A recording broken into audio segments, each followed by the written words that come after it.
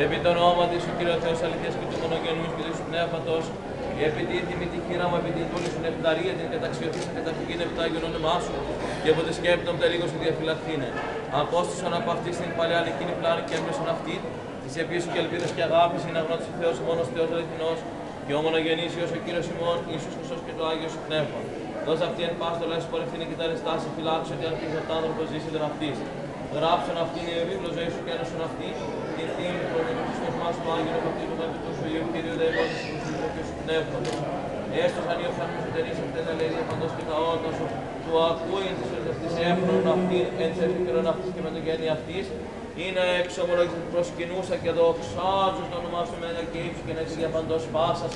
Τα ημέραζες αυτή σε γαλήμνη πάσα, δύναμη στον ουρανό και σου στην δόξα του Πατρός και του Υιού και του Αγίου Πνεύματος νίκαια ή και στους αιώνας των αιώνων.